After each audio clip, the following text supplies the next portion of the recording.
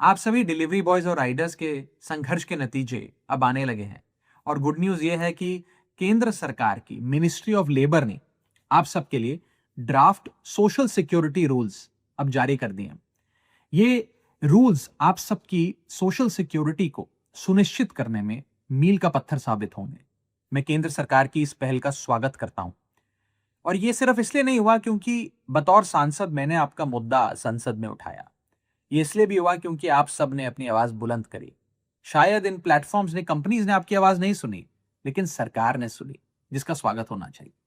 ये रूल्स आपकी जिंदगी को कैसे बेहतर करने जा रहे हैं, मैं सरल भाषा में आपको समझाना चाहता हूं। पहली चीज, आपको कानून की आंखों में अब रिकॉग्नाइज किया जाएगा, आपको पहचान दी जाएगी। अब ये कंपनियां आपको इंडिपेंडेंट कॉन्ट्रैक्टर कह के, पार्ट टाइमर कह के या मिसक्रिएंट कह के आपसे पल्ला नहीं झाड़ सकती। आपको बतौर वर्कर एक पहचान मिलेगी।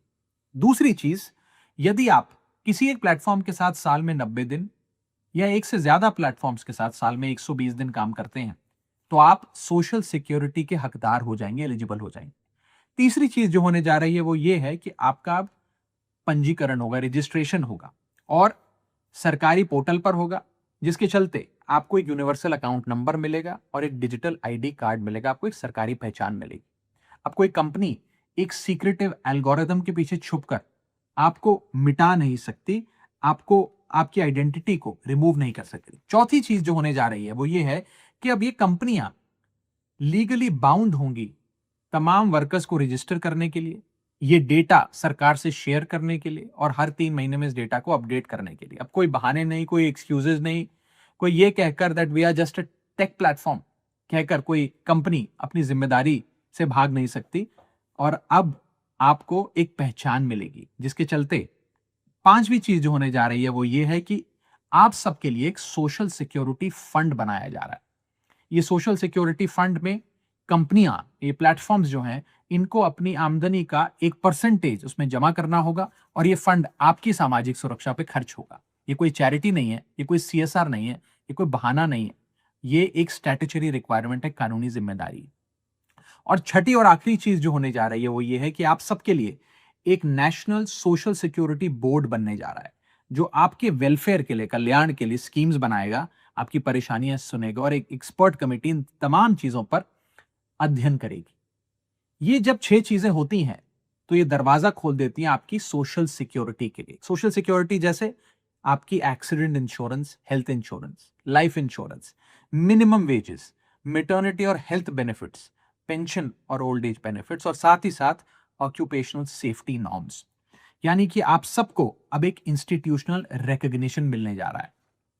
मैं आप सबको invisible wheels of the Indian economy कहता हूं, लेकिन ये प्लेटफॉर्म्स, ये कंपनियां शायद आपको मिसक्रिएंट्स कहती है, उपद्रवी कहती। और जब मैंने आप सबकी आवाज उठाई तो इन प्लेटफॉर्म्स में, कंपनीज में बैठे कुछ लोगों ने मुझ पर पर्सनल अटैक्स करे, मेरे परिवार पर निजी हमले करे। मैं कहना चाहता हूं कि मैं इन हमलों से डरकर भागने वाला नहीं हूं। मैं अंतिम सांस तक गिग वर्कर्स के अधिकार की लड़ाई को लड़ूंगा। I am pro business, I am pro industry, but I am not pro exploitation.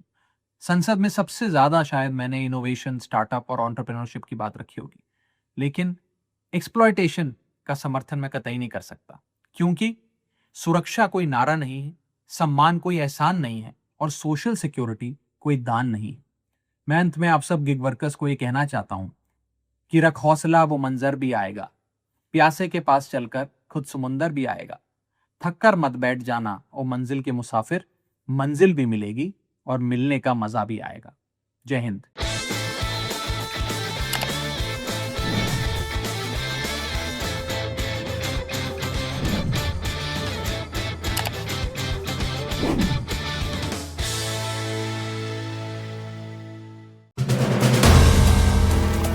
If you like the video, do like, comment, share and subscribe.